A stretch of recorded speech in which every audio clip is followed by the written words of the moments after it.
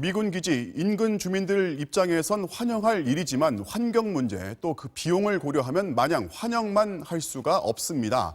이 문제 어떻게 봐야 할지 통일외교팀 이정은 기자에게 몇 가지 질문 더 해보겠습니다. 이 기자, 네.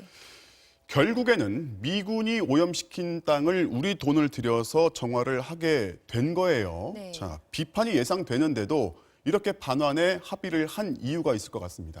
네, 오늘 반환된 기지 4곳은 미군이 이미 나간 지 짧게는 8년, 길게는 11년이나 됐습니다. 네. 한미가 줄다리기를 하는 동안 그동안 땅은 방치되고 있었던 거예요. 그 사이에 오염물질은 계속 확산이 됐고 또 땅값이 오르니까 개발 비용은 더 들겠죠.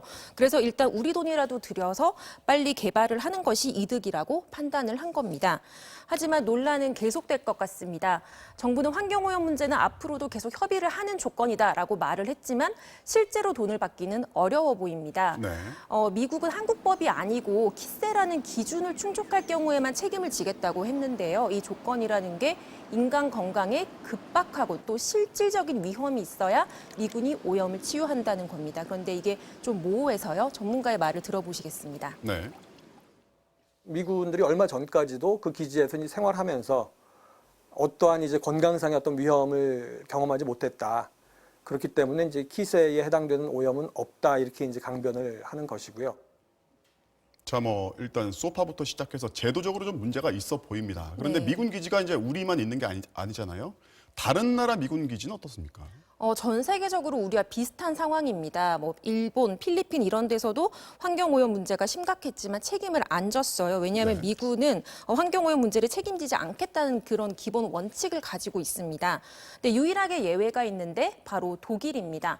독일은 미군이 독일 국내법에 따라서 환경오염을 책임지도록 협정을 맺어 놓았습니다. 그래서 문제가 발생하면 독일 정부가 곧바로 미군 기지 내부에 들어가서 조사를 할 수도 있습니다.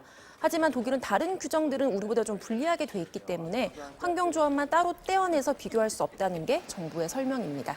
자, 그러면 미군 기지의 정화 비용을 우리가 떠안아요. 그럼 이 카드를 이제 방위비 분담금 협상 때 사용하면 되지 않냐. 이런 말들이 있는데 이게 현실성이 있는 겁니까?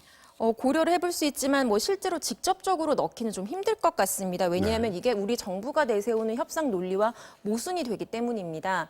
미국은 기존에 없던 항목까지 만들어서 50억 달러 가까이, 그러니까 5조 원 넘게 요구하고 있습니다. 여기에 맞서서 한국 정부는 없던 항목을 새로 만들 수 없다. 기존의 틀대로 가자 이렇게 주장을 하고 있거든요. 환경오염 정화비용 항목을 추가로 하면은 우리 논리를 스스로 무너뜨리는 게 됩니다. 다만 우리가 먼저 이만큼 양보를 했으니까 미국도 좀 물러서라 이런 식으로 압박을 할 수는 있을 것 같습니다. 오늘 정부가 발표를 했는데 다음 주 초에 서울에서 또 분담금 협상이 열리거든요. 그것을 좀 감안을 한 것 같습니다. 네, 잘 들었습니다. 지금까지 통일외교팀 이정은 기자였습니다.